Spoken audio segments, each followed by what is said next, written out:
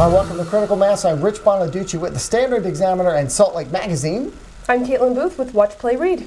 And we are here at KPDR Studios, not unfortunately Art House Cinema 502. No offense to KPDR, but I really love sitting in the theater, so we'll put their picture behind us. We are here chatting today about Home, an animated film from Dreamworks that I think really wanted to be Pixar. Dreamworks has always really wanted to be Pixar. And didn't quite make it. Not to jump the gun a little bit. So let's give you a trailer just in case you don't know what Home is. Here's a taste. Among an alien race called the Move lives a lonely fellow named O. Hello! Who was just trying to fit in. I am a superstar in technology. Uh-oh. But now, Arrest that move! he needs somewhere to hide out.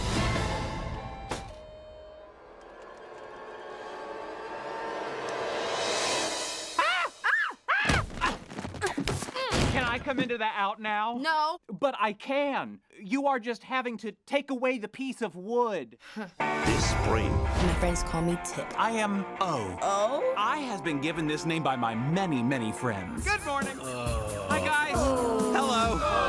from Dreamworks Animation. What did you do to my car? It should hover much better now. Your vehicle is infested. He's my pet. Now he is vibrating. Is he going to explode? He's on the run. Why are they after you? I has made a few mistakes. Oops. He's in over his head. What is happening to my body? It's called dancing. Boov do not dancing. I can tell. How long before this kills me? And he's looking for a place to crash. You are a terrible driver. From the creators of The Cruise and How to Train Your Dragon. Did you really think you could escape? They're here to destroy the planet. We're not giving up. Let's go. He's changing her planet. Initiating self-destruct. No.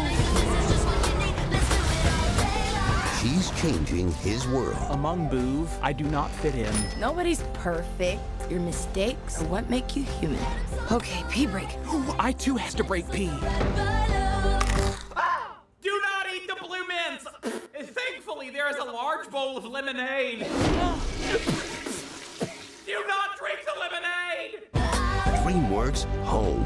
Shake that thing, miss. Can I shake that thing, miss? Annabella, shake that thing, yeah. Donna, get jiggy, get drunk up, percolate anything you want, forgot it, oscillate it if I don't take pity. Oh no! My hands are in the air like I just do not care. Shake that thing, miss. The best way I can describe Home was Dreamworks on autopilot.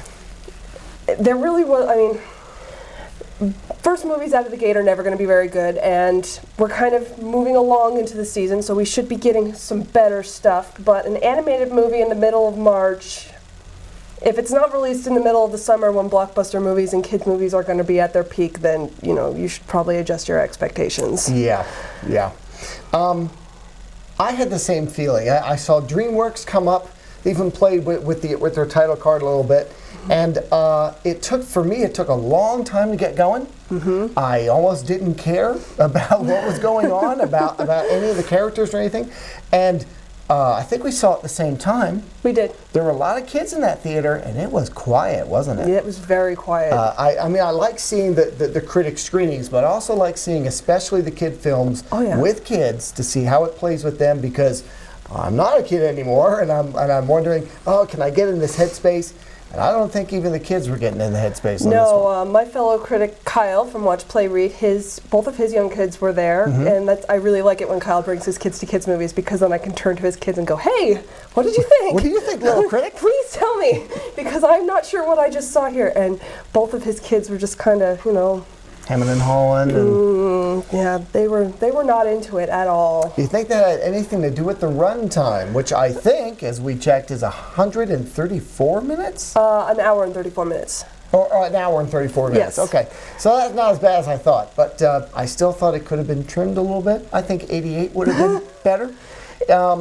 Especially the beginning. Like I say, I think it took a while to get going and kind of introduce us to this whole new, at least for people who haven't read the book, this whole new civilization called the Boov. And we're with a guy named O, because every time he walks up to his friends, they all go, oh.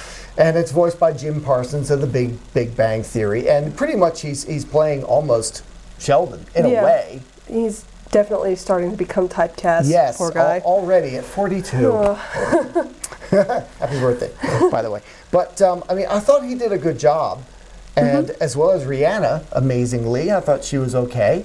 But what I did not appreciate was the music, every possible chance you got that they introduced you to, I think what they hoped would be something your kids will make you buy and listen to incessantly in the car. Some very friendly, really generic pop crap. Just Rihanna's music. It was product placement. It's kind of like going to a Sony movie and every single time someone holds up a Sony laptop or something and you see the logo, it's product placement. Only this was product placement where you couldn't ignore it because it was music. Yeah. And the person who was behind me in line to talk to the studio rep was not a critic. And they heard me mention the music and they're like, oh yeah, that was annoying. I was like, okay, if the common moviegoer is noticing this. You common folk. Well, just, people who are normally looking at movies from a critical standpoint. Right. If they're noticing this, then something has gone wrong. Yeah. And not only that, yes, it was definitely product placement. They're definitely trying to get you to buy not just the ticket, but the follow-up to the ticket. I also thought they were super obvious cues, and they bugged me. Like, if your story's not going to get it there, I understand the music helps, but when you really got to drop that in to push someone in that direction, I was annoyed. Although I will admit, I thought by the second act or so, I know how some people hate to talk about acts, but I thought there were some touching family moments. It's not like it had no pros and just a whole list of cons, but it really was kind of a weak story, kind of a diluted story of other things we've seen before. One of the things I did like about this, and I actually was working on my full review, which will be available later this week on watchplayread.com. Watchplayread.com. Was I really appreciated that we had a female woman of color as our main character. There need to be more of those, and I appreciated that so much. I also really appreciated the fact that she is a woman of color, and it's never brought up. Her race is not a character trait. She is a girl. She is from Barbados. She is ethnic. It's never brought up. It's not a plot point. She is not defined by her race. She is defined by the fact that she is a 14-year-old girl trying to find her mom. And that was something else I liked, was the fact that we see a functional single mom family here, where it is never indicated that Tip, as our main character's name, is worse off because she doesn't have her dad. It's true. I don't think they ever brought up that the dad wasn't there. No. And, there were other families you see at the camps that the Boov moved people into. Obviously, men, women, at all different stripes and heights and colors. But it's never brought up, hey, where's your dad? Yeah. Yeah. Which I thought they might try to do with the character O. They might have a talk about, our families are this, what are your families? And talk about, and all that. But they didn't do that, which, again, I think is a good thing. So, but even though there were some good things about it, generally I didn't think it worked super well. No. And it's, O also has this really weird way of speaking. And if you have those kids, now I don't mind kids that much. I'm not that good with them, but if you have those types of kids, some kids will watch something and they will immediately mimic whatever they see or whatever they hear. If you have those types of kids, do not take them to see home, because they will immediately mimic the way that O talks, and you will be irritated by the end of the day. I did on the way home, all the way home. And I thought the same thing. I'm like, oh boy, this is going to be teaching everyone's kids how to talk. And oh God. And I went, oh boy.